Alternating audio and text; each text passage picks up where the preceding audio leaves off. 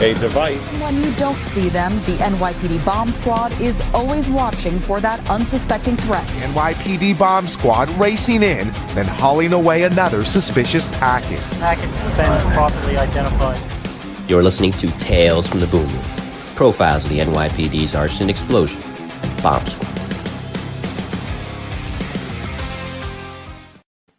This one has been a long time in the making. Welcome, folks, to another episode of the Mike the New Haven podcast. This is episode 194 on the march to 200. And this, of course, is Tales from the Boom Room, volume 24. If you haven't checked out the previous episode, that was volume 21 of the best of the bravest interviews with the FDNY's elite Lieutenant Ray McCormack, a recently retired 39-year veteran of the FDNY, joined me for that edition of the best of the bravest. And Ray, of course, had a great career as a lieutenant, worked in Harlem primarily, worked a lot in Manhattan as well, and participated in one of the greatest rescues in FDNY history. May 14th, 1991, rescued two guys using a roof rope rescue, lowered somebody over the roof using a rope, a last resort for them to get those two gentlemen out of a burning recording studio. So fun chat with Ray. And it'll be a fun chat tonight with my next guest for this volume 24 of Tales from the Boom Room, whose career in law enforcement was quite literally, pardon the pun, explosive. A 34-year veteran of the NYPD, his career began during the rough and tumble 1960s, and he distinguished himself early on as a member of the Tactical Patrol Force. After that, of course, he'd find himself working as a narcotics investigator. But in 1981 is when his foray into the boom room would take him down a different path in his career, working in the arson explosion squad as a detective, sergeant, and later lieutenant. He'd command the unit, and in 2000 would make history, becoming one of only two men to ever serve as commanding officer of both the NYPD's arson explosion squad and the bomb squad, as he helmed the bomb squad from 2000 until his retirement in 2002. And that, for this volume 24 of Tales from the Boom Room, profiles the NYPD's arson explosion and bomb squad, is retired NYPD Lieutenant Jerry Sheehan. Jerry, welcome. How are you? Well, thanks for having me. No problem. It's great to have you. Yeah. Yeah, for sure. I thinking about this for the last few days and trying to figure what I can say, what I can't say. There's a lot of stories. There's 34 years between uniform. Out of the 34, I was only actually in uniform, maybe a total of 4 years. So most of my background is going to be from the Detective Bureau. It started with a bunch of great guys and it ended with just as good a group of guys. Yeah, it was an interesting 3-decade foray between multiple different, areas of law enforcement. But nevertheless, as you said, the one constant was working with great people. So before I get to that, though, the background of anybody is important, either coming from a good background or even a rough and tumble background. The common thread is that it builds character as long as you go about your life the right way. So where did you grow up? Where did it start for you? Well, I had a good start. It was a middle class, lower to middle class, I guess it would be. Irish family. We came from Brooklyn. We used to call it Park Slope, but it was actually South Brooklyn. We tried to give ourselves a little boost up. Very, very close family. Probably at least 5 or 6 of the families lived on the same block within a two block period. My father was a truck driver. Most of his brothers were longshoremen. And actually, when you stepped outside of our house on 22nd Street, you could look down to the docks and you could see the Statue of Liberty. My mom was a mostly stay-at-home mom, but she worked factories, candy factories, sometimes elevator operator. So her and her sisters were quite a crew. They were the kind of Irish girls, they talked right off the shoulder. There was no BS, and it was hard to get a story over on them. But things we didn't want as kids, my father always provided very well. He was kind of the go guy. I like to think the go guy in the family. If there was a problem, he would him and mom would both try to help other people out. And I think we try to bring that along in our life and send it on to our kids as well. We're talking with Lieutenant Jerry Sheehan here on the Mike the New Haven podcast, volume 24 of Tales from the Boom Room, profiles the NYPD's arson, explosion, and bomb squad. If you have a question for Lieutenant Sheehan, fire away in the chat. I see our mutual friend Bill Ryan's already watching, and I appreciate that, Billy, and anybody else that's tuning in I haven't seen in the chat yet. Oh, Christian Flood, retired NYPD hostage negotiator. He's watching as well. Hey, Christian, he was a former guest of the show from my HNT miniseries. Now, you were in the military before you went on to the NYPD, and guys in the FD and the PD, you have to be squared away as it is because both organizations are paramilitary organizations that take after that structure. But coming from the actual military itself does create an even more squared away cop or fireman. So about your experience, particularly in the Airborne Division, 509th Division to be exact, tell me about that, and if it's not classified, what you did. Well, I had a Catholic high school, grammar school and high school background, St. Francis Prep in Queens. So I was kind of used to taking orders. Then I went into the military with my cousin Tommy, and we were going to do a buddy system, and it didn't quite work out, where he went to a different branch, and I went on to the airborne school down in Fort Benning, Georgia.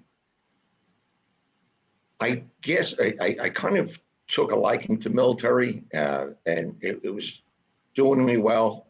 Even though I went to a great high school, I wasn't quite ready for college. I was supposed to go to St. John's University, but I knew I wasn't ready. I wasn't that good of a student, and I wasn't really applying myself as much. So anyway, went to the military, volunteered for airborne. It seemed like a good deal. They pay you $55 more a month, and you couldn't ask for more than that. It was an elite group. I like to think elite group. They're much other areas of more renowned, SEALs and whatnot. But airborne was a good group, especially for a young kid. I was in there until I was 20 years old, but a lot of discipline and a lot of teamwork. And they basically, it was during the Cold War, and we always thought that we were going to be fighting the Russians. We've been, and that's what we were training for. We trained, you're trained to go behind enemy lines, and that was your objective, and then wait for the others to catch up to you to meet up with them. So it was kind of like adventurous, you thought, and good fellows. I had a great career. I'm going to give you, there's going to be a little glitch in here because I was a bit of a screw up sometimes too. But I was in there a really short amount of time. I became the company armorer, which was good because you didn't get a lot of different details. And when you did jump, you were the first in the door because you had to carry some extra equipment, about 100 pounds of equipment in a PAE bag. So you had to kind of kick this out in front of you. So that was good that you didn't have to go all the way down the line. You were right in the door. And it was a great experience. And I was doing really well. I had one tremendous experience that I have to talk about, and I always talk about it, is it was the 20th anniversary of the liberation of two towns in the Netherlands. And it was part of Operation Market Garden. If anybody's ever seen the movie A Bridge Too Far or Saving Private Ryan, it was those bridges at the end. And I actually got to jump into both of those towns with the original guys that helped rescue them. And you put things in perspective. That was 20 years after the liberation. And now it's 20 years after World Trade Center. Time goes by pretty quick. And I probably didn't really appreciate what was going on there, but we were even thinking, how are they letting these old son of a guns jump out of a plane with us? They were only 40 years old. We were 19 and 20, but they were the real deal. They were the guys that actually jumped in there under fire. Many of them, they took a beating there. A lot of them didn't come back. And I got to meet these guys. And I guess that's kind of where I got the feeling of wanting to be in an elite group, doing something good, but being with an elite group of people. So that kind of led into with the PD because, I forgot my screw up. So anyway, I had, everything was going great. And I was probably only in not quite 2 years, and I was in line for NCO school. I was Battalion Soldier of the Month. I was up for Brigade Soldier of the Month, and everything was going great. And then I went downtown with my friend, J.C. Boykin, a young fellow from the South that always had a yap. And we were in a place called the Copacabana, and it was a bucket of blood place. It was known for bar fights and all. Sure enough, he starts with somebody, and I'm trying to help, calm him down. And I get hit in the head with a bottle. And yeah, so the next thing is the MPs are bringing me back to the hospital, stitch up. Naturally, I didn't have a pass. So out went the being the armor, out in NCO school, Article 15, and it was a bummer, and I was really dejected. But in the long run, along with the story I'll tell later with Jimmy Carano, things happen in your life, that you don't appreciate at the time. But because I really was enjoying the military and getting the most out of it, and I probably would have stayed in if they gave me NCO school. And then I probably went to Vietnam and other places, and who knows what would have happened. So in the long run, it was a bump in the road, a learning lesson, not do stupid stuff again. But that's what happened there. And I wound up leaving the military in 1965, and wandered around for about a year or so, and then decided to go in the police department. And that's where my cousin Jimmy, he had been in TPF, Jimmy Burns. So I went on. I didn't know much about the job, but I did say I liked it, just like the military. I liked to be in a group that I thought was a little prestigious or maybe different than others. So I said, I'll go to TPF. That was, as some people might know, some don't. It was basically the riot squad and go to demonstrations and things like that. And actually, they were the first anti-crime unit. Before anti-crime, they were the first to dress as women or rabbis or whatever to try to get mugged. And the thing was, at the time, you had to be over 6 foot tall. So it was hard to get somebody to mug a 6'2" woman, with broad shoulders. But that's how it started. It was the first of the anti-crimes. And it was a good place to be. It was you had to be active. You had to be flexible. When I first went, we worked out of the trunks of our cars. Each night, they would tell us where to show up, our precinct to show up the next day. And that's what we did. And then finally, we got a precinct in 77, I believe it was, DeKalb Avenue, when we worked out of there where we had lockers. But again, it was a good group. It was a stepping stone towards the Bureau. Most of the guys were looked upon pretty favorably. If you did a good stint with TPF, that you might get picked up. So that leads into narcotics, if that's where you want to go. TPF, you had that team concept again, where you would train. If there was something happening, you were shoulder to shoulder. Had to go in, get one of your buddies out of a crowd. Had to get a bad guy out of a crowd. So sometimes it's difficult, watching. And unfortunately, my wife has to bear a lot of it. And I'm so critical when I see different things happening, and especially with movies. I'll forget movies. I'm always knocking them, their procedures. But it was a great run there. Made some really good friends. Lifelong friends. And then the opportunity came up to go to Narcotics. And at that time, Narcotics was the Detective Bureau. It wasn't OCCB yet. So when I first went in, it was under the Bureau. And went to Manhattan North Narcotics, excuse me. As you take that swig of water, let me just shout out to our friends here in the chat, of course. Joe Connor, he is an author of Shattered Lives, and he was a former guest of the show. Hey, Joe, he says another great guest. Carl Duenzel, who was a retired emergency service cop out of Six Truck in Brooklyn. Also, of course, the STS Specialized Training School. He says, great boss, I'm sure it will be a blast, pun intended. He was a true gentleman towards us junior E-men when he ran the bomb squad. And Eric Fries, retired first grade detective, says, great boss. Hey, Eric, hopefully you come on this show soon sometime.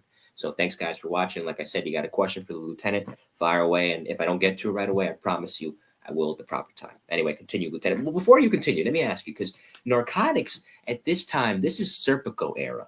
And this is when, you know, the NAP commission was around, because unfortunately there were a lot of guys not doing the right thing, which hindered guys like you who are doing the right thing, who are genuinely trying to get dealers and the product off the streets. So trying to navigate that when, you know, there's a heavy, heavy microscope on the PD as a whole, but especially the narcotics division. Tell me about that. I guess that's what you're going to get into right now. Yeah, fortunately or unfortunately, we're right in the midst of it. I was sent up to Manhattan North, which is up in Harlem, and brand new kid up there. I got with a good team, and it was funny because I think my second day out with my friend Charlie Smith, and we're going through a door, and he gets his mustache half his mustache blown off. It was just a freak type thing. It tipping the gun any other way, but it took his mustache off, which, you know, we actually kidded him more about it than anything else. But it kind of brought on the realities of, you know, it was mostly heroin that we had to deal with. It was no money, didn't get by money for cocaine or marijuana. It was basically all heroin, and with that were a lot of guns and a lot of activity in that respect. But Charlie, he came out of it all right.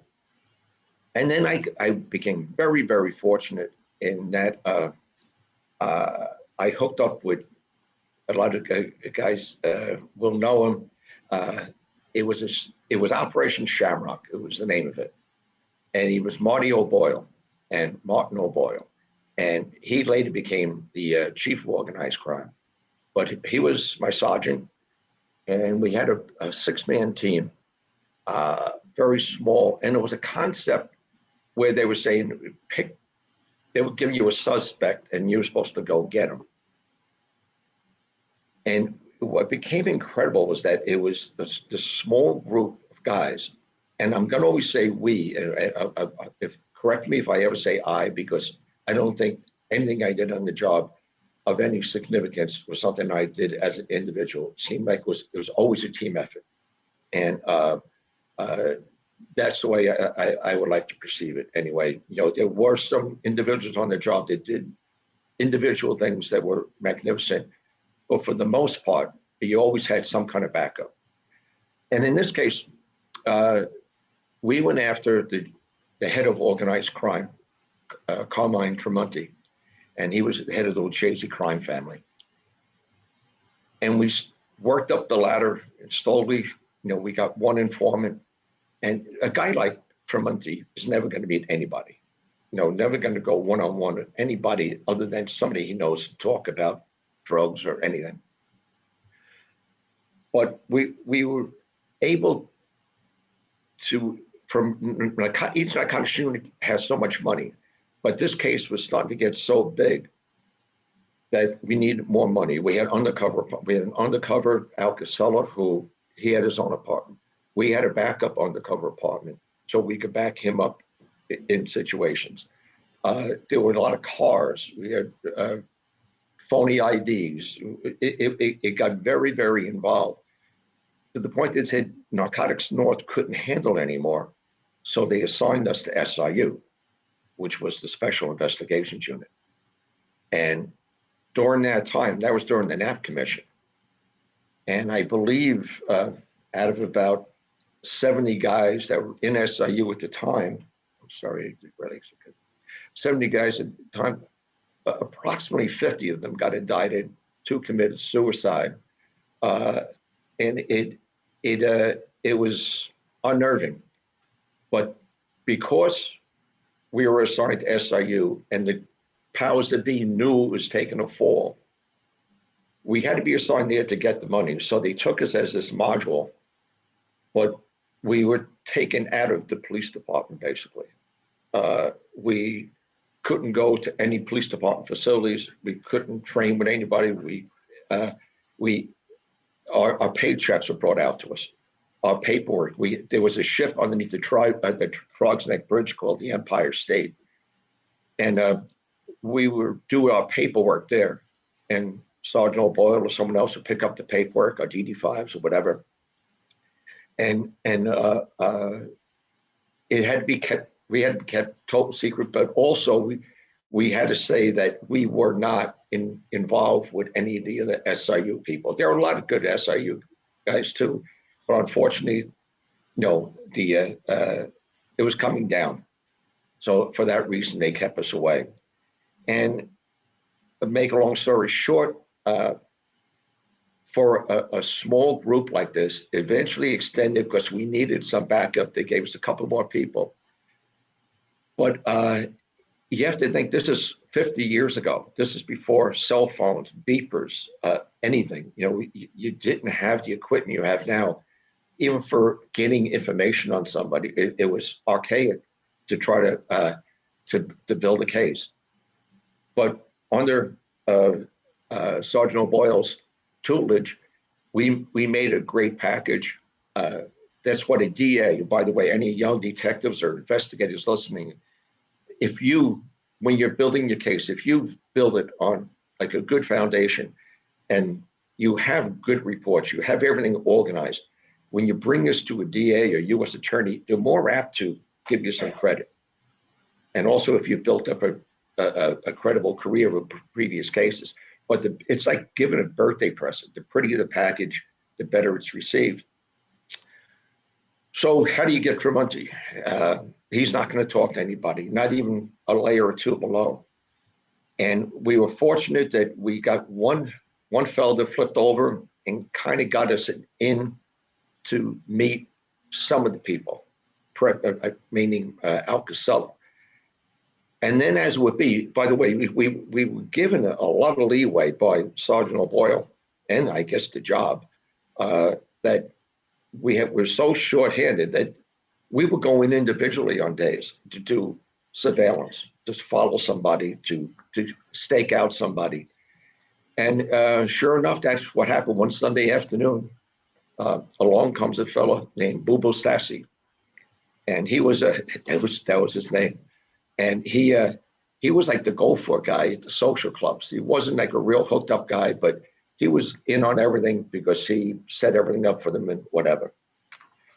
But seen coming from his apartment, and he's bringing some cardboard boxes, and you can see it screens. It looks like, there's sifting screens and stuff. And just on a hunch, the detective who that day happened to be me, we did a stop on him. I had to set the car, do a stop on him. And long story short, it comes around, he flips over because we get him with the stuff in the trunk of the car, all the mixing gear, the whole bit. And he flips over for us. And that got us into more of the clubs. Pleasant Avenue, which was like a place most people couldn't go. I'm trying to think of your friend from the story, Brasio, Johnny Brasso. I thought you knew him. Okay. Yeah. So anyway, we finally, like I said, this was so long ago. It was so archaic that we met at a location. And silly as it sounds, we all had to synchronize our watches and say, okay, everybody has to think it's now, say, 9 o'clock. And reports had to be made out that this was done to show, you had to show exact time frame. And then we knew the club that restaurant that Tremonti would be at that night with an entourage. So we went into the club and set up just as customers in the club, but at a specific time. The CI would call the club, the bartender, and we had to observe, which he had, say 9:30. At 9:30, incoming call comes in, and they're documented what time it came in from with the CI. The bartender picked up the phone, goes over to the table, calls somebody over. That person gets on the phone, and the CI's asking for permission to do a couple of keys. The person goes back over to the table where Tremonti is sitting, talks to him, says a few things, Tremonti nods his head. Fellow goes back to the phone, talks to our CI and says, yeah, the big guy says, or whatever terms he used, gave permission, which locked Tremonti into the drug deal.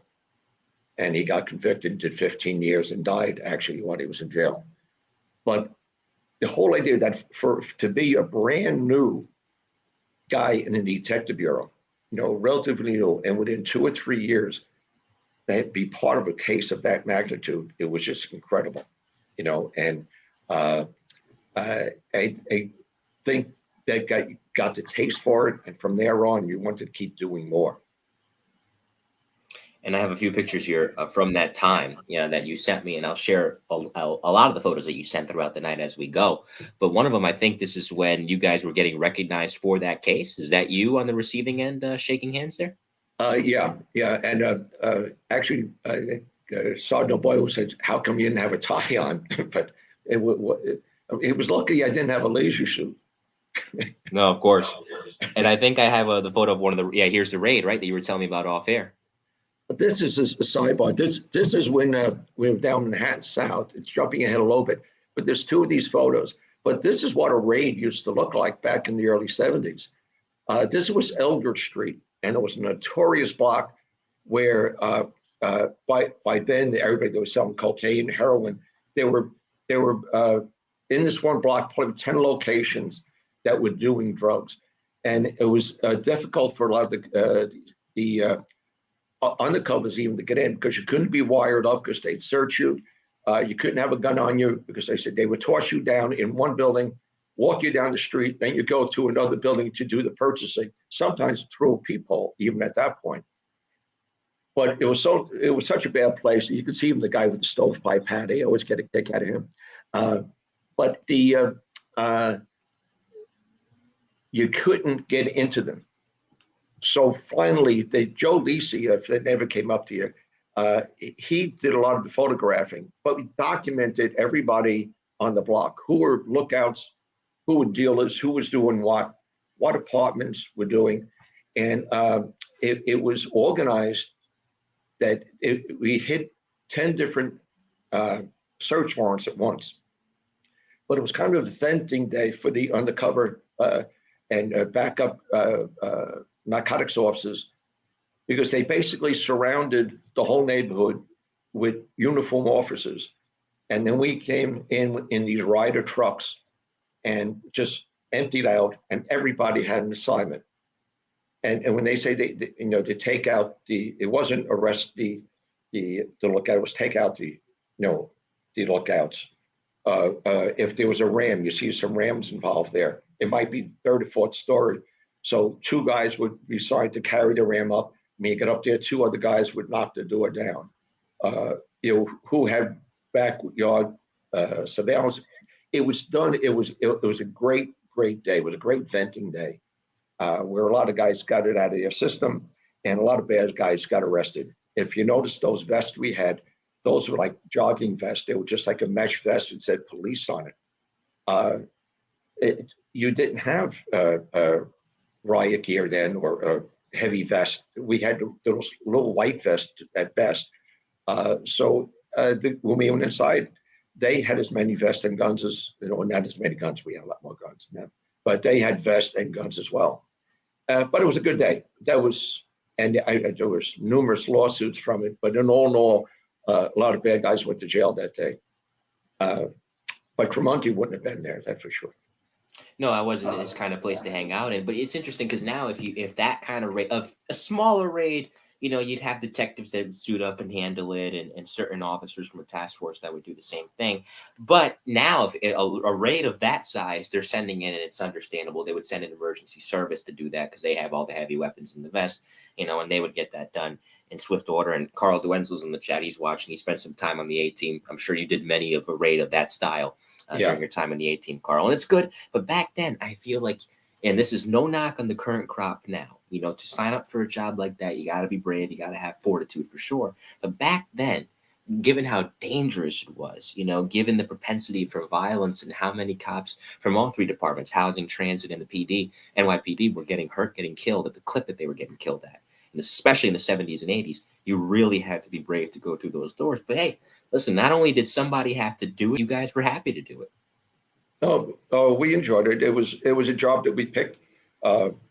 It was you felt comfortable, even though you say brave or it's dangerous. It was kind of you kind of felt secure. You felt secure with the guys around you. We laughed because if you look at those two pictures, there's one guy coming off the back of the truck with a shotgun hanging down, another guy with a gun flipping around, and it wasn't the safest. A lot of things weren't thought out. See back, and then one fellow with the gun in his hand right behind the fellow with the stovepipe hat, and I think it might be the other one that has the shotgun.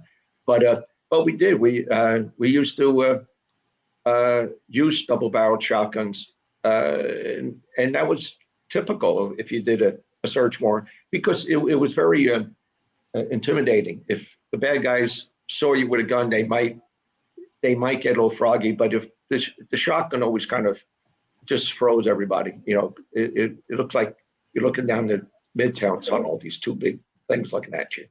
But it was good. So anyway, Tremonti went to jail with a bunch of other guys.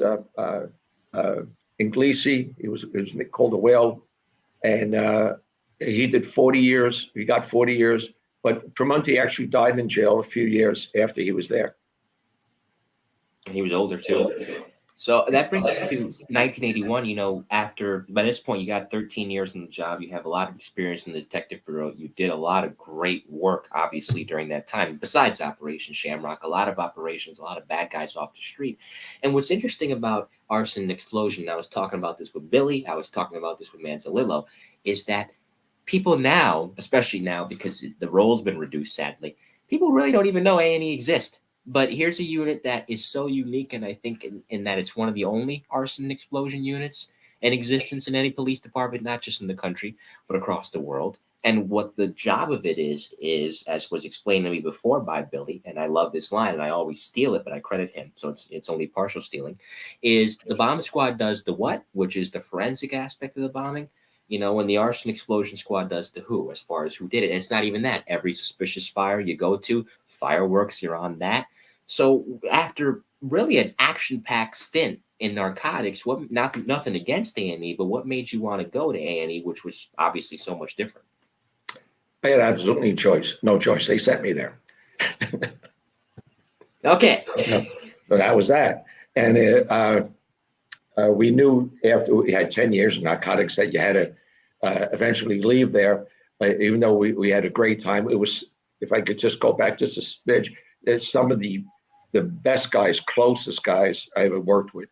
That's where my lieutenant was Lieutenant Ali, Bill Ali, the William Ali. And we did a lot of good cases there. And it was kind of like after the Luchesi case, we went down to Manhattan South. I went down to Manhattan South, and we had another not quite as big case with the Bonanno family, with your friend Tony Mira, where you might have heard that name before. And it was bringing Manite, and this kind of is a little funny, I guess, but this guy Leroy Butler was a major black drug dealer that was working with the Bonanno family, and he was out in New Jersey and Harlem. But he had a product, and heroin is a binding quality to it. So a lot of people that were using heroin get constipated. He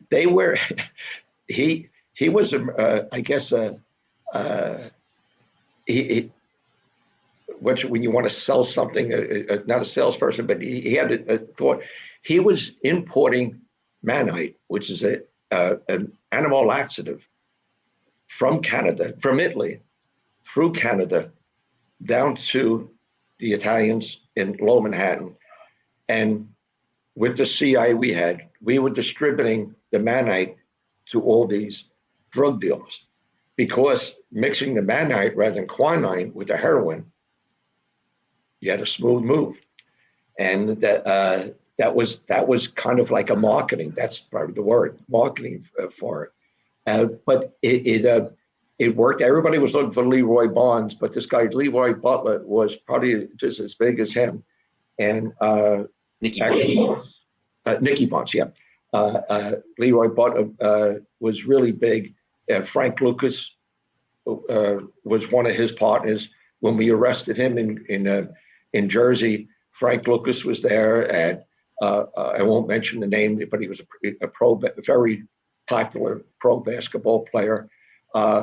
But he had drugs all over the place. He had a Bentley, and he had drugs in the Bentley, so that was confiscated. His house is gone. He had bags, literally bags of money under his bed.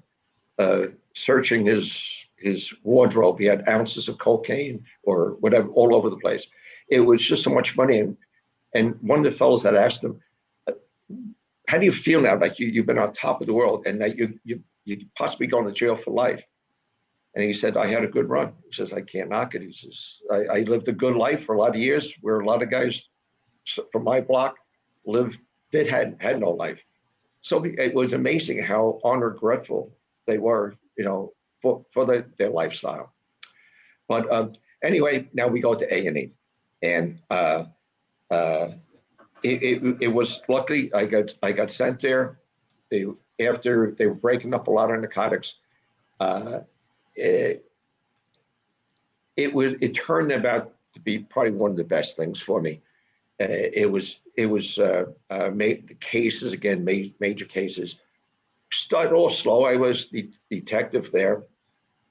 A lot of good guys, and at first, I didn't know anything about arson, and then started learning from the different fellows, how to build a case, and we got to work with other agencies as well. We had worked with DEA and feds in narcotics, but now we're working with alcohol, tobacco, and firearms. John Rosero, Jerry Raffa, a bunch of other guys, a Bureau of Fire Investigation, Louis Garcia, and with some we got along with, some we didn't get along with. But eventually things worked out. One of the, I guess because we used to doing big cases, we kind of lucked out in that there was the numbers racket, where it's Spanish numbers, black numbers, Italian numbers. And actually the major guy in the Spanish was a Cuban, Jose Miguel Batista. And he was an arch rival of Castro's, where he had been in Cuba. I think he was a vice police officer in Cuba, and he got into the business of the numbers. When he came after Bay of Pigs and that whole crew there, he worked with the CIA. And I guess you could say he might have got a bit of a wink and a nod that he kind of could do some work down in Miami without being under the microscope as strictly as some other people were. But anyway, his racket ran up into New Jersey and into most parts of the city, Queens, Manhattan. And he had an underling called Lalo Pons, and he was the enforcer for Batista. So they had what it was supposed to be an agreement between the blacks, the Hispanics, and the Italians that had the numbers organizations. It was called the 2-block rule, where if you had a joint, a numbers location, you didn't open up a place within 2 blocks of that one. Whether it wasn't honored nearly strictly as it they would have liked. But because of this, they started doing arsons to burn out the competition. And they weren't particularly friendly about it in that they wouldn't give warnings. They would purposely do it when people were in the building. And if you know some of these numbers locations, it's this little square room, like a portion of a bodega, or just like a walk-in type place. And they would firebomb the places with the people in there, to the point that they killed 8 people. And it was kind of gruesome way to die. Very painful and not quick. And so anyway, we had a case with a young Italian fellow up in the Bronx called Anthony Tarantino, who was doing this just before. We don't know who exactly was hiring, but he was burning out numbers joints. But we got him and we convicted him. And then one day, a guy calls us up and he's ratting out his cousin for stealing a chain. And it turns out this guy, Nate, gives up his cousin, Willie. And we'll just call him Fat Willie. He weighed 350 pounds. So, no. So, name well earned. So anyway, we wound up hooking up Willie on a couple of crimes, turning him around. He becomes an informant for us. And it took us a year, I guess, or so. But he knew he was contrary. Okay, you have Batista, you have Pons. Pons had another intermediate, and he would hire out Willie. Willie, in turn, would hire out people of a different ethnicity to burn out a place so it would look like the competition, not the Cubans. And we couldn't, it was hard to get these guys to talk. But what we did was we had Willie, and he would get one by one, would get the people that did the arson on a certain location. We would wire Willie up. He would go with them, and we'd be in a van or someplace following them so we could pick up the transmissions. And they'd go back to each and every one of the spots. And Willie would say, okay, well, how do you do it last time? Because Lalo wasn't too happy with that. And they said, they would explain how they did it and how they would do it better again the next time. And which was, it's probably not the nicest story, but they were even describing, like, with this one store, they killed these two women who were just playing the number there. And they were describing how the fire went up their skirts and how they were screaming. It was very graphic. So when these tapes were eventually brought to court and to a jury, needless to say, they were all convicted. And we were able to get back to as far as high up as Lalo Pons on a conviction as well. So it was a good case. And I think a lot of it had to do from that first time when I got sent to Manhattan North, and I was thrown at that big case. And it was just the kind of things that you like to do. It's the chase even more than the arrest, going after them and showing that the police force and the honest citizens are more important than they are and smarter than they are. I have a couple of questions here in the chat, and this is volume 24 of Tales from the Boom Room, Profiles of the NYPD's Arson, Explosion, and Bomb Squad. Tonight's guest is retired NYPD Arson, Explosion, and Bomb Squad Lieutenant Jerry Sheehan. He's one of only two men in NYPD history to have commanded both units. The other one is currently the boss of the Bomb Squad. That's Mark Torrey. And we have the first question from Detective Freeze. He says, hello, Lieutenant. Did you work with Rocco Pascarella, who was critically injured in the 1981 New Year's Eve bombing at One Police Plaza? 1982, not 1981, excuse me. At the end of my career, I met his son. He became a detective. I came on in 1981 and retired in 2003. I think I knew Jimmy Carano as well. He started out in the 7-0. His military experience helped him into the bomb squad. So that's the first question. Yeah, I did not work with Pascarella at the time. I guess I was an A&E at the time of the bombing in 1982.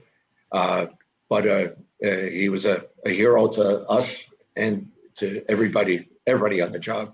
It was a shame what happened tonight to all the guys. And I guess,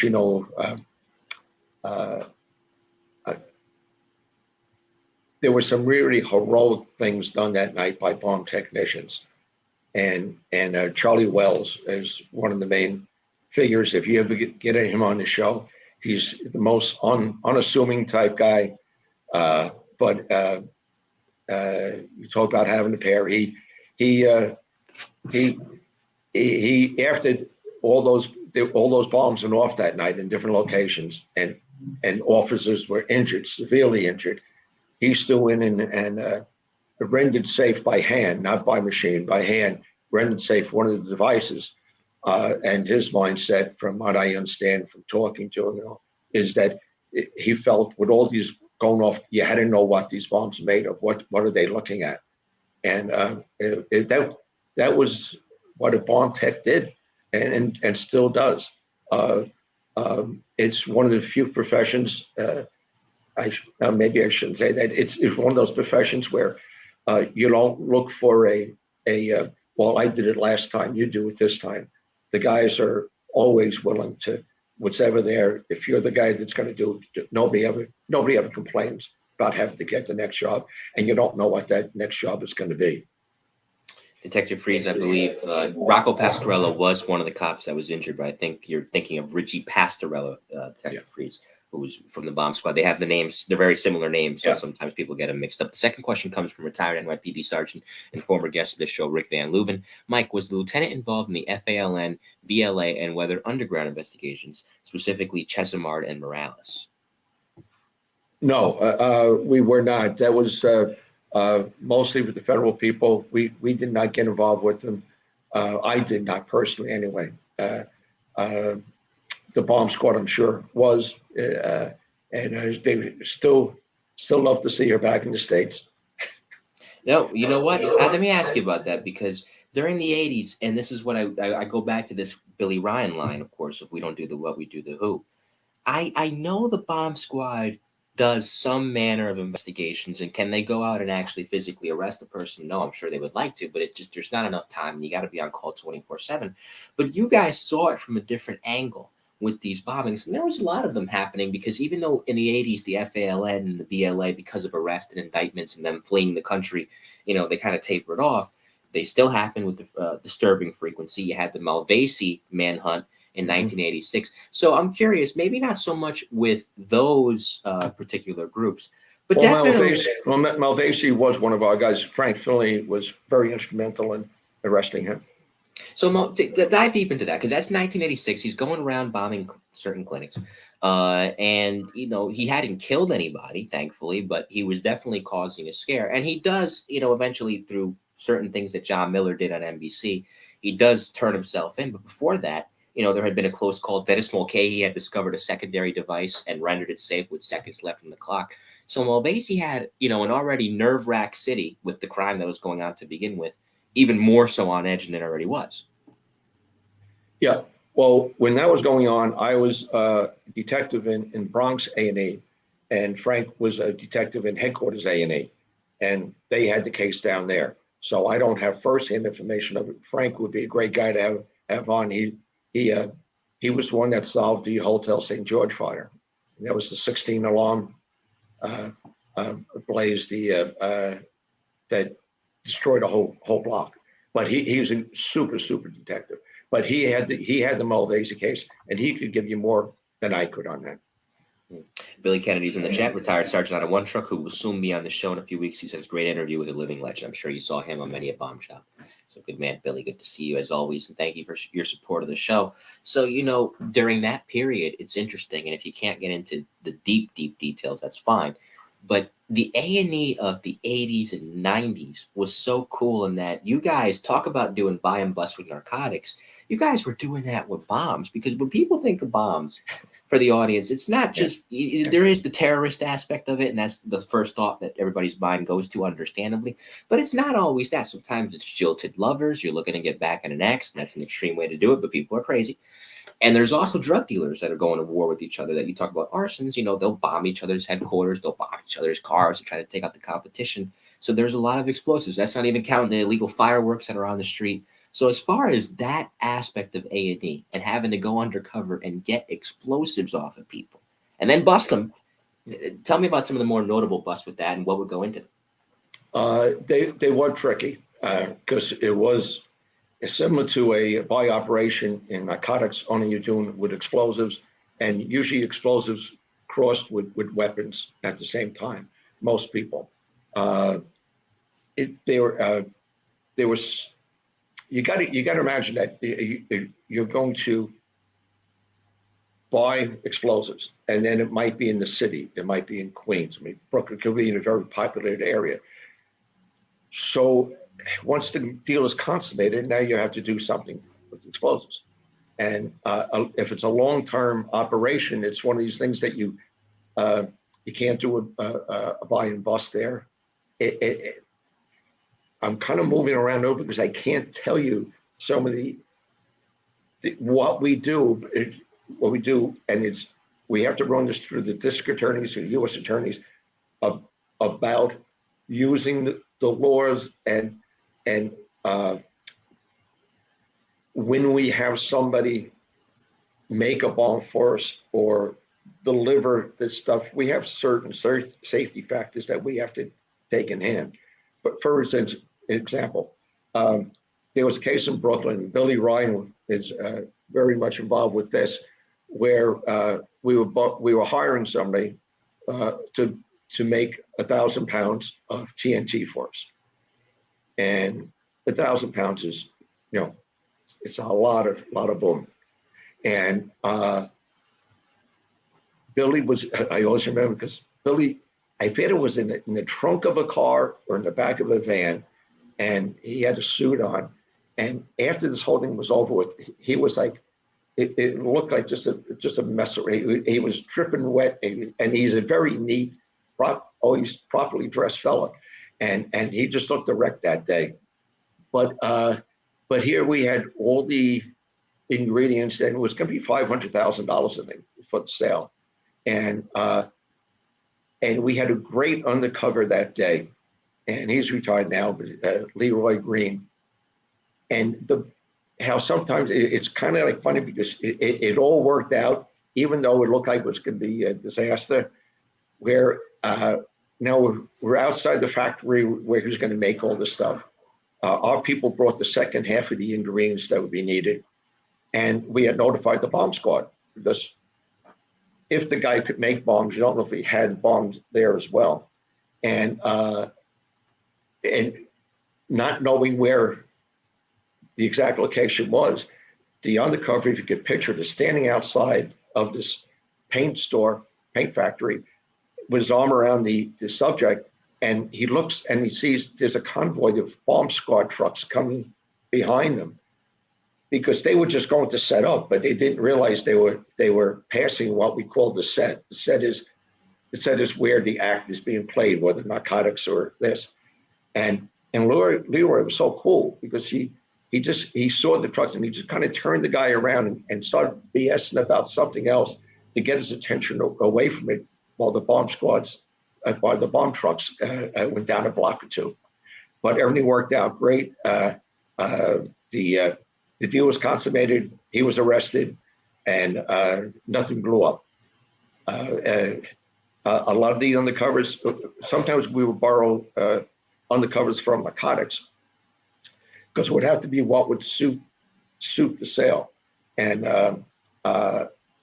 we had to kind of groom them to know what they could and couldn't do. And when they're negotiating, the proper way to negotiate. Again, I can't go into specifics because guys are still using these techniques now, because it has to be done safely so somebody doesn't get hurt. No, that's fine. And I appreciate you sharing that, because you know what, I don't think people realize how prevalent the explosives market is. But there's something you mentioned earlier that I want to go back to. I know A&E is not a big unit. At least historically, it's not been a big unit. It's a city-wide unit, which is what makes it so unique. But you mentioned that there was a headquarters A&E and a Bronx A&E. Back then, were you guys big enough that you had boroughs, basically? Yeah, we had and it was the 4-3 in the Bronx, and it was the 8-1 or 8-3 in Brooklyn, and then we had headquarters. And the two outlining boroughs took most of the arson cases. With downtown, took some of the most of the explosive cases. It was 3 separate entities that did get combined. Now, Bill says in the chat, it says Ole Klevdahl. Ole Yeah. Klevdahl. Yeah. There we go. Hope I'm saying that right. Apologies if I'm not, Billy. So that brings us, I guess. Well, you know what? I want to make mention of this, because we were talking about this off the air. You mentioned working with the Bureau of Fire Investigations. Of course, that is the Fire Marshal's office, for those that may not know. And a lot of the arsons, a lot of the, the explosions, you guys are working jointly on that. And you and Louis Garcia, who will be on this show soon, are very good friends. And you two basically rewrote the manual on how to jointly investigate. Because back then, the PD and the FD, now they relatively get along. But this was the era in which particularly you were seeing the rescue units and emergency service not get along. And basically to avoid having a repeat of that in the detective bureau, with their, fire investigations bureau, you two teamed up and really consolidated things in a way that, has still to this day made those investigations a lot easier. So tell me about that without getting into the classified stuff, of course. The last time there was a MOU was under Benjamin Ward, I believe, and it was getting old. It was getting a lot of problems in the field. Take, for instance, the Happy Land Social Club, right? 87 people were killed in the social club that night. Luckily, within 12 hours, Julio Gonzalez was arrested for the fire, but it worked out great. You have to have all the information going into one bucket. BFI can't be doing their thing, ATF doing theirs. The local detective squad who actually had lead in the case, and there'd be 4 different entities, if not maybe even feds coming in, other feds coming in. So you can't have that. All the information has to go into one bucket, and then from that information, you got to figure out what steps you want to take next. Do you want to interview this person, or would interviewing him maybe give something up? Do you want to hit a search warrant or not? You have to have strategies that are going to work. So to make sure this worked, Louis and I was from PD, Louis from FD, to try to get a working agreement with both jobs. Because the fire marshal, Bureau of Fire Investigation, they're professionals, and they're chartered by the city charter, that they're the only ones that are allowed to do a cause and origin out of fire.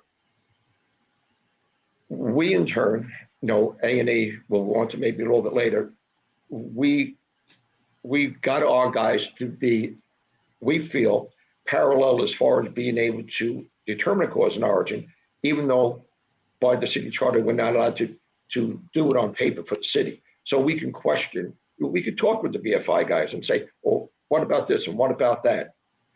So this MOU was so that when you got on the scene, like I said, BFI professional people, there's an important case, come down, they want to have that case, but for some reason, A&E is going to come in and grab it from them. So there had to be a reason for it. And that's what that MOU brought out.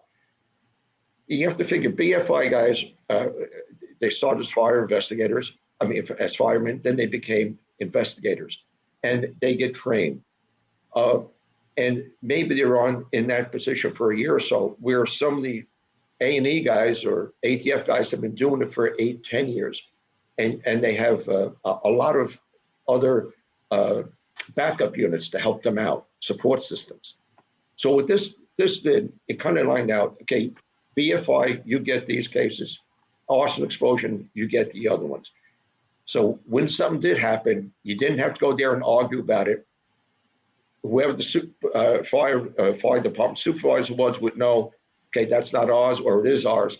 And if we got there and we saw that fell on the Bureau of Fire Investigation, we would just help them out and they would get the case.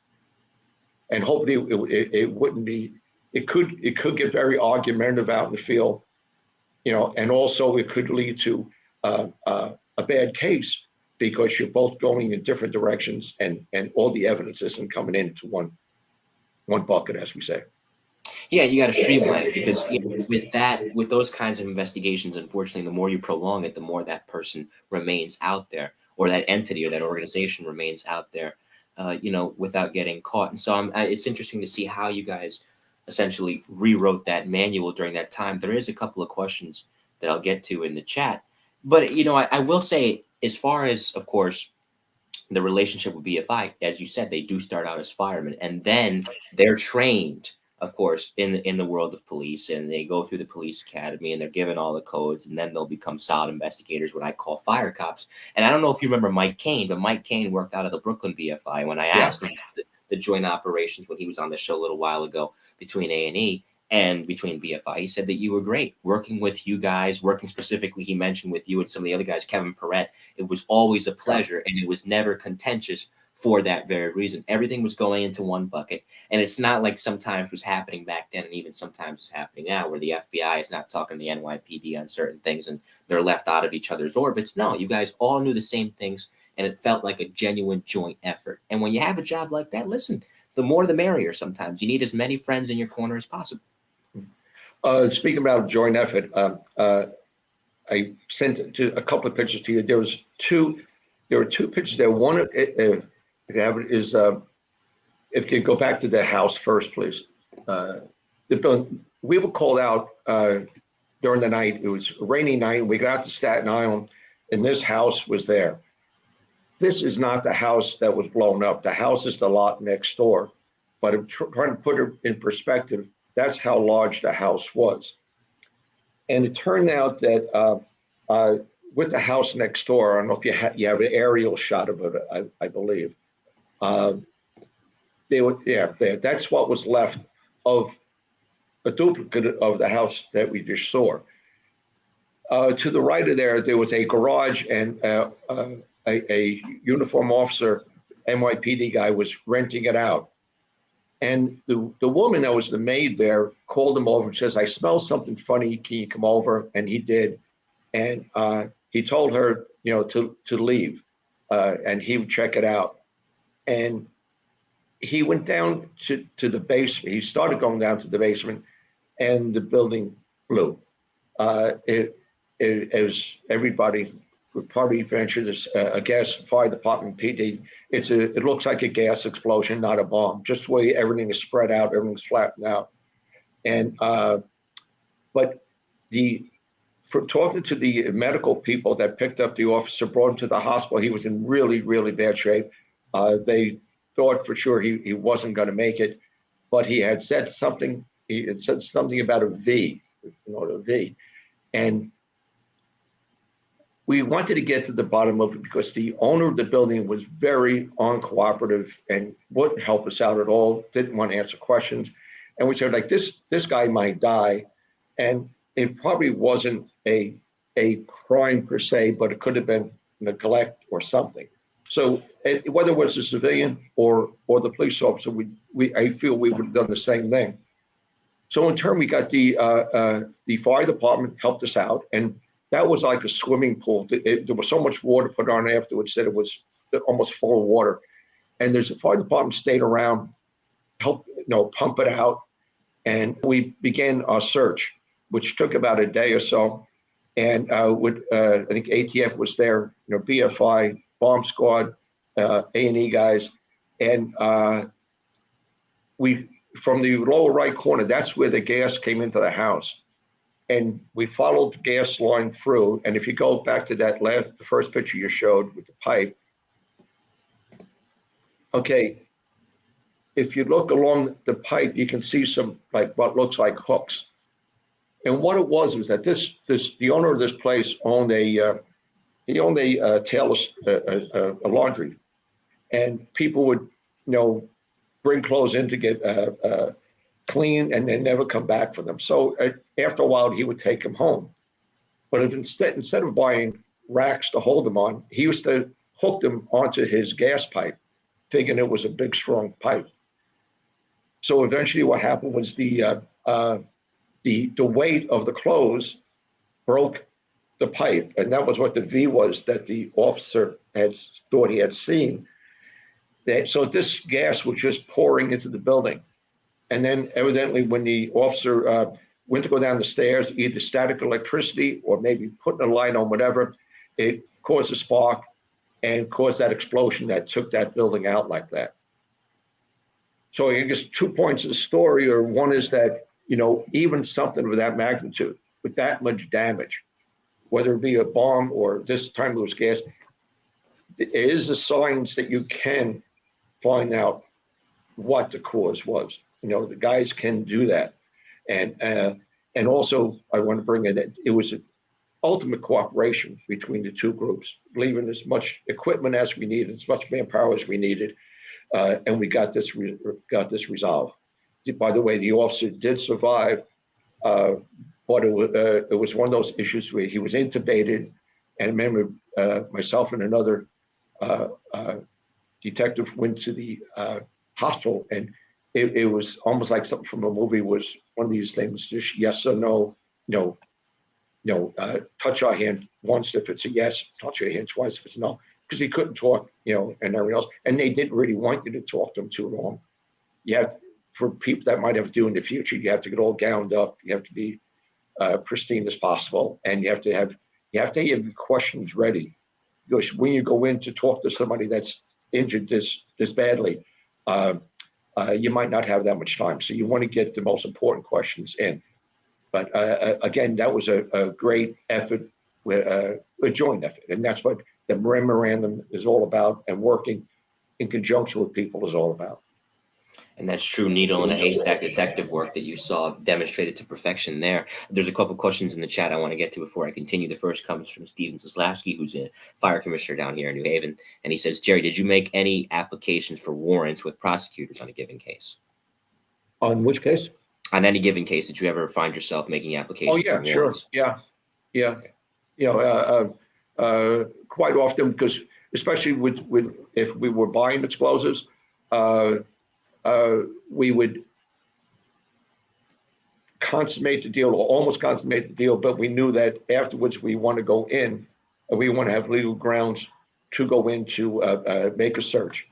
With the fires, the arsons, usually, as long as the fire department maintained a line there of some kind, it was still a crime scene that could be investigated without getting a warrant. But if everybody picked up and left, and then you wanted to go back in, then you would have to obtain a search warrant. And the prosecutors, usually, one of the things I like to bring up is, historically, we build up a good relationship with the DAs, A&E. And we were fighting for our lives for a lot of years, because when you have a unit and you're taking up space in buildings, a lot of times people want to merge things, put them in. And for a long time, they wanted to put us together with Major Case, which wasn't a really bad idea, which was feasible, but we would have lacked that expertise then, because all we did was this. And when we went to court to testify, we can say that all the schools we went to, and this is our specialty, and you have your credibility. If you ever voir dire about your background, you would have all this to put in a package, where most criminal attorneys would say, okay, let's just accept them, rather than have everybody hear about how good he is or how well they're trained or whatever. But the long answer to your question is yes, we did have to get search warrants. The second question comes from Stu Kelsall, who is watching from England. It's 1 o'clock in the morning over there, so thank you, Stu. He's a night owl. Jerry, was there one particular job you responded to that changed the way you operated as a unit? One particular job. I guess the World Trade Center in 1993 kind of changed things around a little bit, because we always knew over the years the terrorists were out there, but this brought the price of polka up, where we had to start looking at other things. After the second World Trade Center, we were just amazed that there weren't more bombings, and that we figured this was the beginning, and it was going to keep happening. It did. In '93, we said, okay, now the bad guys were over here. When we were hooked up with the FBI and FBI terrorist task force on the arrest of a couple of the people. One, Salami, who rented the vehicle in Jersey, and another guy, Igabrani, in Brooklyn. And I'm getting a little bit off book, but I'll try to get back, is we were with the FBI to lock this guy up over in Park Slope in Brooklyn. And we were waiting for the search warrant, It was a federal search warrant. And it came out on the news that the federal agents are anticipating search warrants on possible suspects. This is while we're waiting a block away to hit this apartment where the subject was. Before we got the green light, it was on the radio, and it just drove you crazy that information could get out like that. And that even if people did get it, that they would put it out because to put everybody's life in danger. You're going to hit a search warrant on terrorist bombers, and now they know you're coming. They might be suicidal. They might want to defend themselves. I thought it was it was some kind of a leak that somebody shouldn't have put out, and then it probably shouldn't have been put out to the public. It was on the radio, and before we got the green light to go in. But that was naturally search warrants there. And this fellow, he was standing outside when we took him. He had an apartment upstairs, but he had a bag full of phony IDs, and he was standing outside. People were coming to him, and he was going to give them IDs for getting away. And it's not like they didn't try, because the thing is, to your point about New York City particularly, I mean, they tried it again in 1997 with the Atlantic Avenue subway, and I'll be doing a show on that in a couple of weeks for Tales from the Boom Room. Shameless plug time, baby. But also, and I did a show back on this back in January with Don Sadawi, teams from Paul Yerkou, about the letter bombs at the UN. And I gotta say, because I don't know if A&E had a big hand in that. I know Billy. I remember Billy telling me that he went to go scoop up Don Sadawi because somebody at 1PP wanted somebody from the bomb squad to explain what was going on.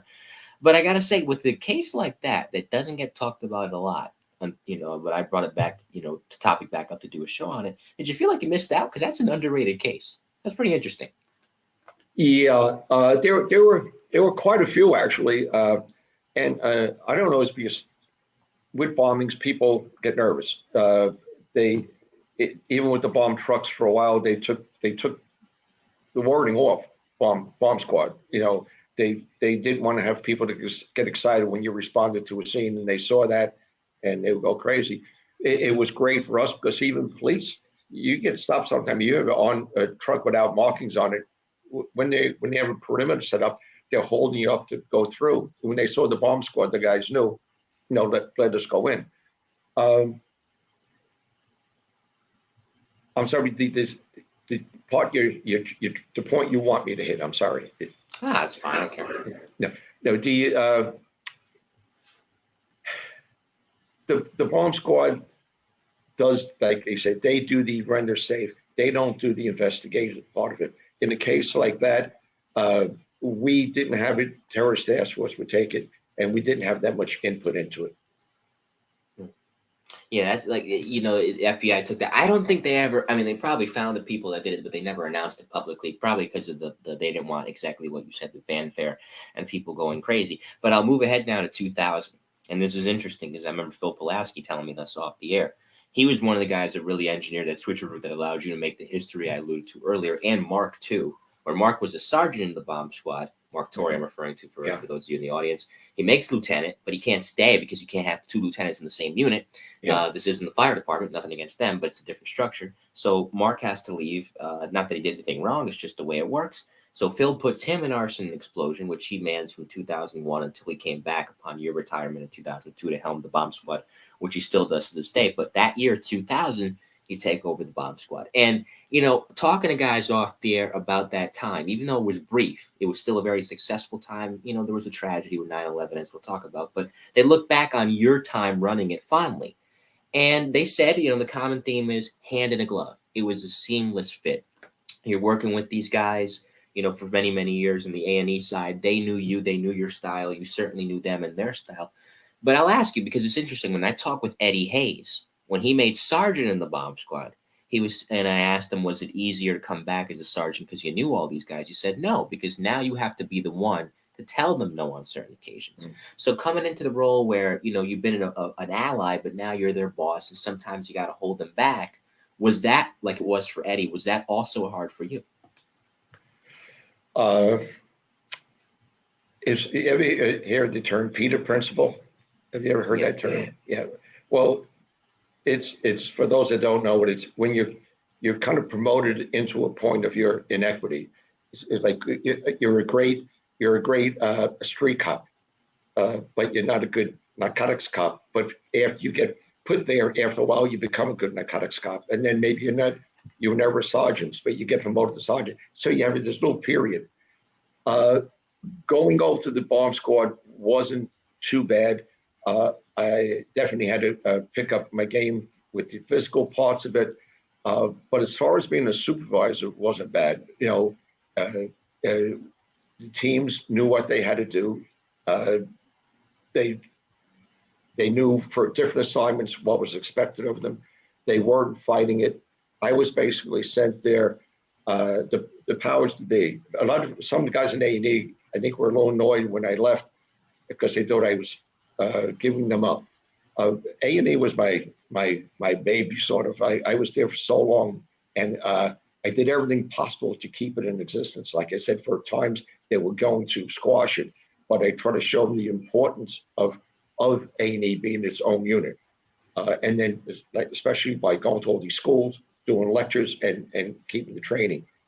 The guys there, I think, were a little apprehensive at first, but the powers that be wanted a detective boss to be there to try to make the bridge the gap in case there are any cases, to make sure that the flow of evidence comes down correctly, the chain of evidence, and so forth. That it was being run by someone that has the detective experience, where a lot of the previous commanders of the bomb squad were emergency service or had different backgrounds, which were great backgrounds with that kind of job, but they didn't have the detective background, suit and tie type stuff. Luckily, I just saw we got away from the suit and ties. It was kind of silly. A lot of the bosses thought, well, you're a detective, so when you're on the scene, you might get called upon to go interview people. And if you're going to interview people, you have the suit on. But you can't, these poor guys were going out with suit and ties, taking the jacket off and maybe the tie, putting the 85-pound bomb suit on, going in to render safe a device, and then coming back and to be a drench, and ruin. And it kind of didn't make sense. And when we did what we call that Commander's Day, I don't know if you want to do that later. I do. Yeah. I forget the feedback. That's how that kind of changed, and it became a little more relaxed atmosphere. We also, what helped the transition was that we did Chief's Day, which got us a lot of equipment. It got the guys notoriety with downtown because they got to meet a lot of the bosses. The bosses got to meet them, which they had never before, and a lot of equipment came in. And also, they kind of realized what these guys did, and we were getting some more grade money than we had been getting. In other words, going from third grade detective to second, or second to first, or sergeant, a squad commander. I will show the bomb squad photo in a moment, but first, A&E, baby. This is the suit and tie squad right here. It is Chief Pirelli, who was also on the show a little while ago. And I see Billy in the corner rocking the slickest mustache you ever seen, looking like he's about to sell me a 1994 Honda Civic. Yeah, that was the years of the mustaches. I'm surprised Zoomer didn't even have one, because it seemed like every cop had one. But Chief Pirelli was great. He was a real friend of A&E. As you can see here, we asked him, to document the squad. We were doing a lot of good work back then. And John Santos, you see on the right, and Borelli, I was so glad to hear his voice.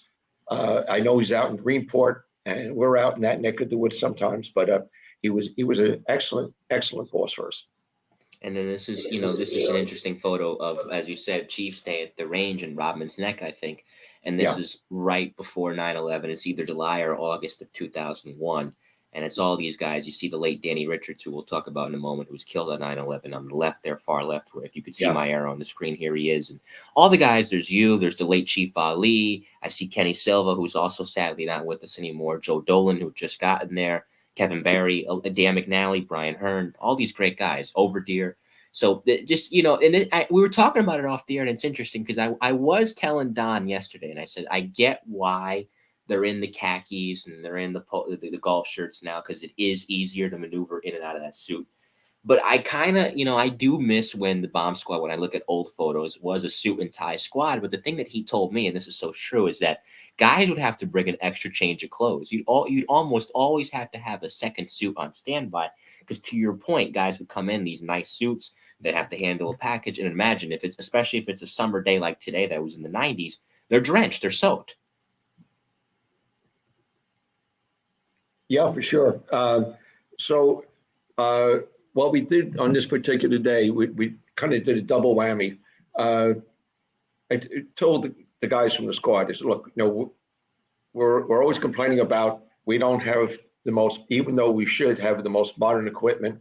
A lot of guys were improvising, making up gadgets for disarming pipe bombs, hand grenades, and so forth, which was, again, using the word archaic. So what we did is we put your feet to the fire. Everybody's going to have a task. Who's going to make up booby trap devices? Who's going to, show bomb suits? Let the bosses wear the bomb suits. Let them see what it feels like. Use X-rays machines. Blow packages up. Blow a car up, and then show them how you can still get evidence from it.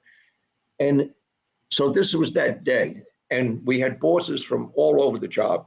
And from the city come up there, and they were, I think, amazed to see what we had, and we told them what was out there that we didn't have, and then to actually experience it and to set off an explosive. You see it on TV and all, but when you're actually blowing things up, and you feel that vibration, that little surge, and it just changes things.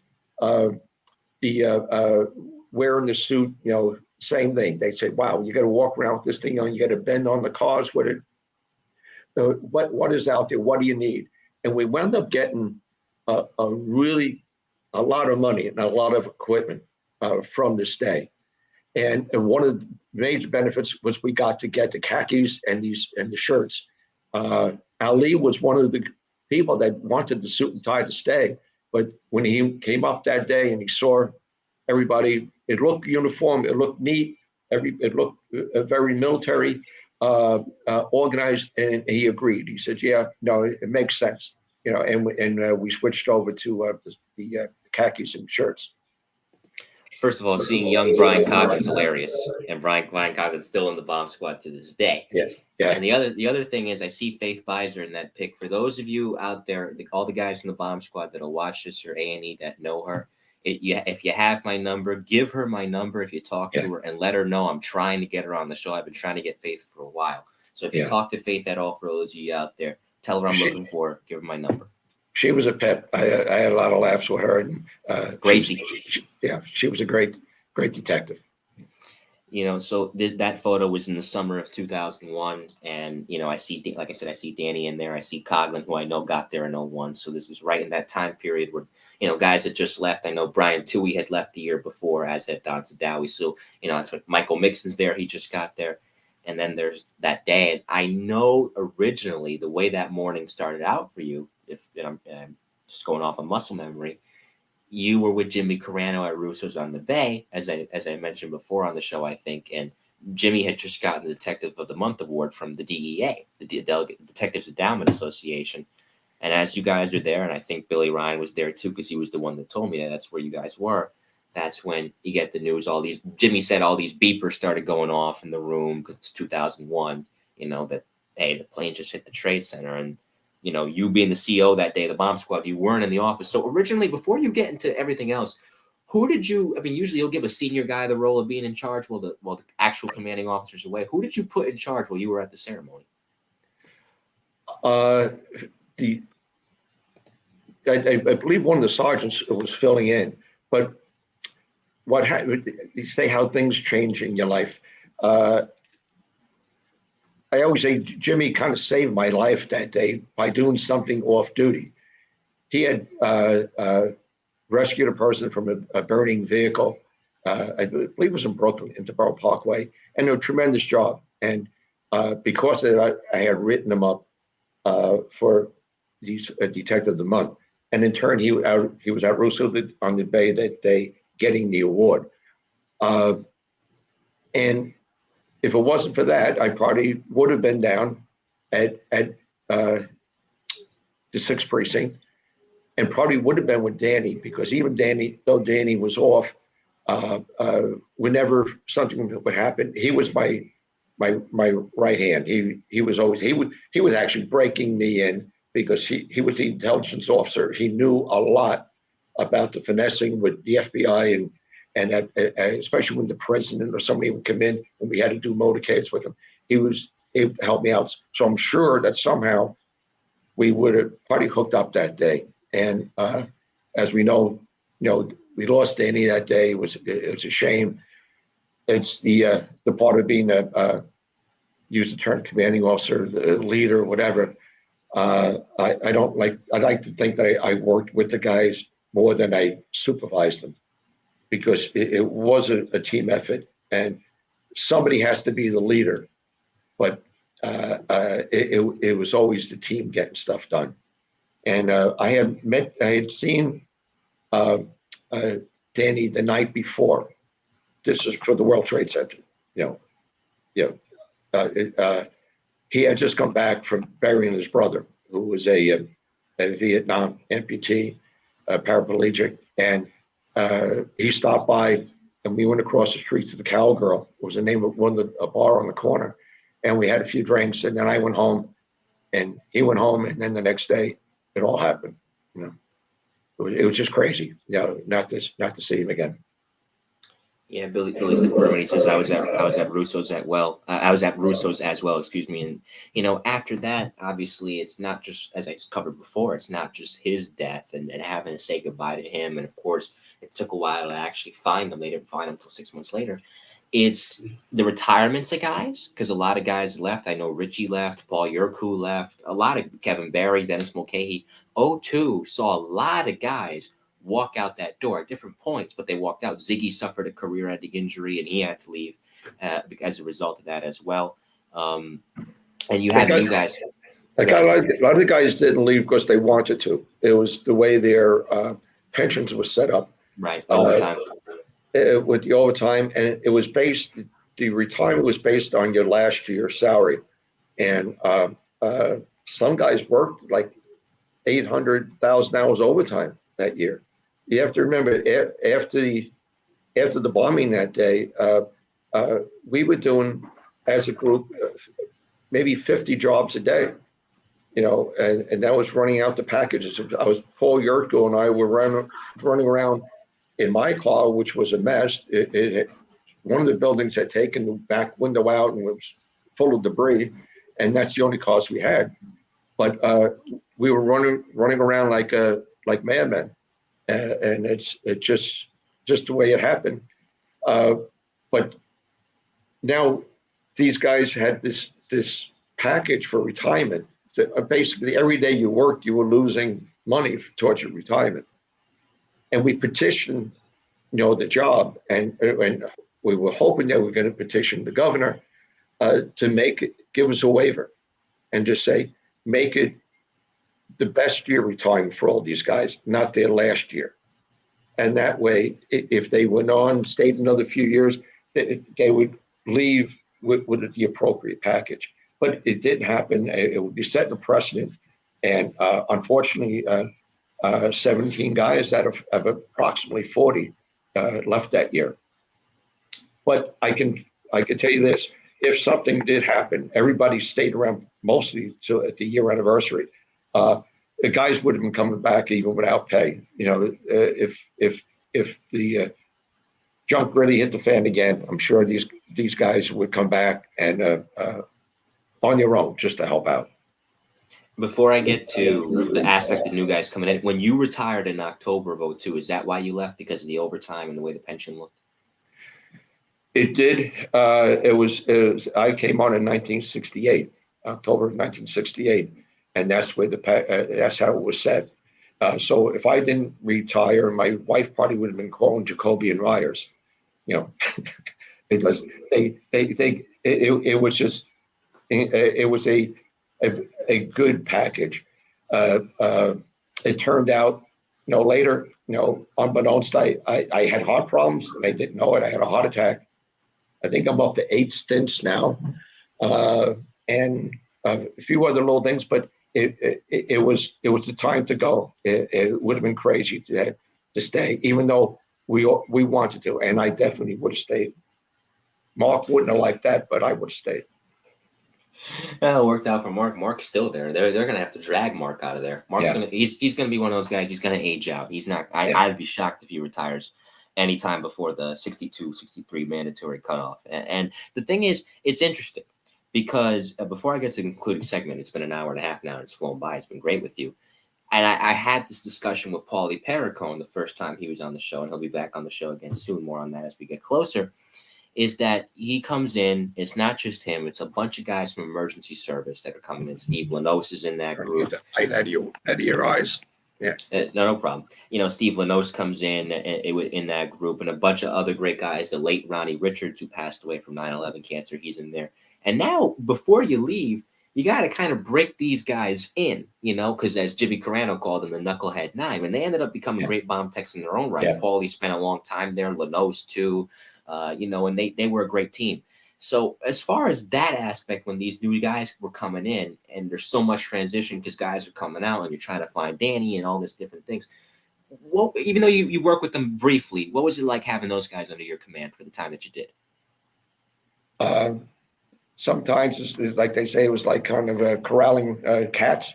They were a crazy group of guys. If you can get them to give up the pictures from Huntsville, Alabama, when you get a picture of the new guys that are going through school, and there's 4 guys behind shower curtain peeking out at you, or a couple of guys on the covers, in a big king size bed, you have your hands full. But they turned out to be excellent. They all good guys, quick learners. They want to learn. They want to do. They knew a lot of fellows in the bomb squad, and the guys that were there, we had kind of set up a program. Every supervisor does things differently, and I kind of initiated a thing where I would get a group of names of people that wanted to come, and I would kind of weed through them, maybe looking at backgrounds or whatever, and then I would have the sergeants and the detectives, the bomb techs, set up interviews and a aptitude test for them, and it was good because now they were going to have hands on with the people that will be working with them someday, possibly working with them, and so they do interviews with them. Then they'd suit them up and they'd have them do different tests, walking upstairs, looking for packages, seeing what they saw, what they didn't, to the point that some of the applicants said, I can't take it in that suit, and just gave up then. But I don't know if it was done that way before, but it was a way of getting the supervisors and the techs involved with creating the new bomb squad, the new guys. And it carried on into the modern era because they continue to do great work. And those guys were, eventually they've become the bedrock of the bomb squad, much like their predecessors in their own right. And a credit to them. And I certainly enjoyed talking with them as well when they've been on the show. And for those that haven't been on the show, they'll be on the show soon. So that now brings us to the rapid fire. You see, I went easy on you this hour and a half. Now you're going to sweat, Lieutenant. You thought being in that bomb suit, you thought working an arson explosion was tough. You thought SIU was tough. You haven't seen the rapid fire. It's 5 hit run questions from me, 5 hit run answers from you. I'll give you a little bit of a break. You could say pass if you want. Are you ready? Okay. All right. First, best boss you ever worked for. I'm going to name a couple, and I knew I should have said in the beginning that I know I'm going to get some people annoyed, or I'm going to let some people's names out. I already realized a few cases and stuff that I didn't talk about, but I had such great teachers, from Marty O'Boyle, who became chief for OCCB, Bill Ali, who became chief detectives, Phil Pulaski, who became chief detectives, Dave D'Onofrio from A&E, who started us, were giving us the leeway and the background, the backing, to get good cases done. There have been a bunch. I would have to say, for a given period of time, it was not the time when we were doing these big cases. With Bill Ali, it was when it was kind of like it was narcotics, street narcotics, and it was after Corporation and all those other big cases. It was after Tremonti and was down down south, and he was a hands-on guy. He was a lieutenant then. I was a detective, but we got into more stuff. A bunch of shootings. That we all got by on. He was very active. You went through doors. He was right there with you. In the street, he was he was physically involved. At times, he would come in on buys. He would come in, and at the end, as we call Don Cheech, where he would be the big guy. So if it was going to be like a key or two, he would show up again, and he'd be the boss. And here's the lieutenant, and he was wear his hats and stuff, and he loved it. So I had great bosses. Joe Resnick, how much he taught everybody so much. I hope he still has. He has a learning manual. I don't know if you've ever seen it. It's for an investigation and for finding a perp that it kept adding onto it. It's multi-pages. When I was doing a lecture afterwards, I was giving these out with his permission. He said, anybody, any police department, any fire department you want that wants, you give them to them free, no charge. So I had a lot of great ones. To answer your question, long answer was probably Bill Ali, because we had a lot of fun and we had a good bunch of guys. Pete Walker, Dennis Ryan, all those. Second, favorite as a boss in A&E and of course the Bomb Squad later on, favorite detectives that you got the chance to work alongside. Okay, not because he's there, but my two favorites were Frank Finley and probably Bill Ryan. Because when they came into work that day, they came into work. I know Frank Finley, he had a whole list from the night before things he wanted to accomplish that day. And he'd be annoyed at people if they didn't want to go out and do stuff with them. And I talked about making a package to give to a district attorney or U.S. attorney. They developed, a case folder that when you brought it to someone, they look at it, see it was put together so well, it was so factual, everything indexed, that the DA said, okay, let's run with this. Bill Ryan, I don't think ever wrote a short story in his life. I don't know what he did when he was in school. He would write DD5s where he used the second and third page. It was the dreaded second page, and he'd have up to 3, where he was so descriptive, but he had all the facts. So I used to read his last because we had sergeants that read everybody team's reports, and then I would have to initial them at the end. I read all the other guys first because if I read Bill's first, I'd be falling asleep when I was reading the other guys. It was like reading a long novel, each of his reports. But to answer your questions, they made great cases. The one, if I could just do a quick sidebar, that Hotel St. George, it was a 16-alarm fire. Everybody thought it was intentionally set. They were thinking it was jet rocket fuel used on it. And Frank just kept plugging away and found this guy that was an ex-Park employee. He was a Mongo searcher. He was looking for pipes and whatnot to sell. And he had a torch and set the building on fire. But just because of the voids, it turned into what they call a conflagration, 16 alarms, which was crazy. But he solved it within a couple of weeks. And Bill, he, as you know, like with the synagogues and other cases, it was the same thing. He put great packages together. And all the other guys, don't get mad at me. Bill Montour and Bill Wagner, I think I might have mentioned, they had a real quick one. It was a bunch of a crew of auxiliary police officers out in Brooklyn that were setting fires, kind of like a hero syndrome type thing to respond to them.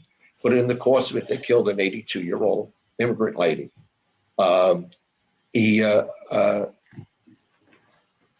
we got the guys that we thought that they had one person that was ratting the other guys out. And just before going to the grand jury, we were talking with Bill and Bill, and we all weren't really happy. Said something's wrong. This guy's not telling us the whole deal. And you can't indict other people just solely on the basis of a co-conspirator, which this guy turned out to be. But Bill Wagner, I said, why don't you go in and talk to him one more time? Because the grand jury's tomorrow. And I said, bring him to the mountain. In other words, make him, this isn't beating somebody up. This is getting to the truth. And they went in and they said, no, we think you're lying about something. You're not telling us the whole deal. And they looked him square in the eye. And this is just great detective work. And they looked at him and they said, you know what? These guys are going to go to jail for homicide, but you're going to go for perjury. But the way they said it, the expressions in their face, this guy opened up to, okay, yeah, I'm lying. I was part of it. But it was just the terms to use, the way they said it, the inflection in their voice. It was just great interviewing. That brings us to third. If there's a lot of tricky things about being a boss, but favorite thing that you enjoyed about being a boss between A&E and the Bomb Squad. Wow. I guess getting the guys when they solve good cases, and then getting them recognition for it. I was somewhat lucky in A&E. I was more lucky with the Bomb Squad with getting grade. Because of some stuff went on, because there are some cases, some things that these guys did that the world will never know about. Exceptional people, exceptional times, but and give them credit that some stuff we were mandated to do will never be spoken of, and they did it with honor, and that's made me feel great to have people like that.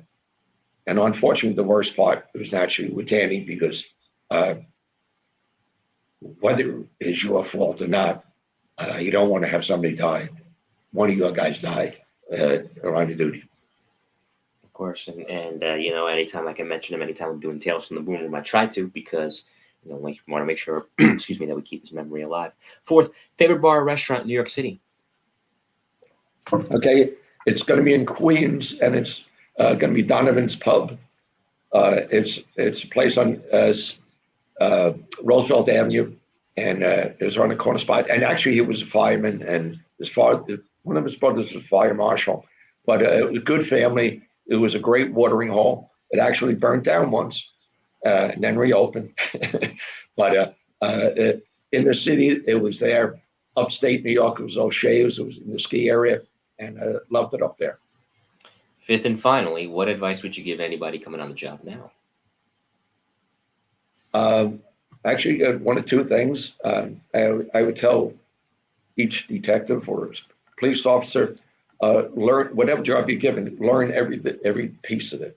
And that would be Phil Pulaski, because every job he ever went near, he learned every aspect of it. Even in the lab, he learned how to use all the machines. Learn the job, listen, keep your mouth shut sometimes. When you're talking to people, trying to get information, you're trying to get the real deal story, let the guy talk. So many young detectives are trying to impress this guy, but when they're talking about, oh yeah, I know that. So that's when so-and-so got the truck. Let the guy talk. Let him give the story a couple of times. Don't intervene. Don't try to make like you know more than you do, or don't try to make your ideas of how the crime went down be the fact. Get the facts. Get all the facts before you make your moves. This has been great. Enjoy the job. Enjoy the job. No, of course, that's a critical aspect of it as well. This has been great. Don't sign off yet. We'll say our goodbyes off the air, so hang around. But before I say goodbye to the audience, any shout outs you want to give to anybody or anything? All the guys from A&E, I'd like to see if someday maybe we can get a group together of the fellows and the ladies that are available. We had, by the way, we had quite a few female detectives that were superb. We're really, really good. And the guys in the bomb squad, I keep in touch, but not probably as much as I should. But keep doing what you're doing, and enjoy the job. Enjoy the rest of your time on the job. And if you ever do that A&E hang up, invite me. Invite me. I want to be there. We could do a live Tales from the Boom Room sober. Sounds good. But the last time we did have to get together, Bill Ryan picked up the tab. So yeah, Billy, don't change tradition because I ain't got that kind of money, Billy. So I'll Venmo you the rest of the money, Billy. I promise. Yeah. So it's a shout out, of course, to everybody that tuned in tonight. Billy Ryan, of course, Christian Flood, Joe Connor, Carl Duenzel, Eric Fries, Steven Zaslavsky, Lieutenant Peter Pranzo of Street Crime and an author as well. His better half, Raquella, Brian Keller. Trying to make sure I don't miss anybody. Sergeant Rick Van Leuven, retired. Sergeant Billy Kennedy, retired out of Truck One. Howard Blank, retired out of Taru, excuse me. I think I mentioned you, Stu Kelsaw.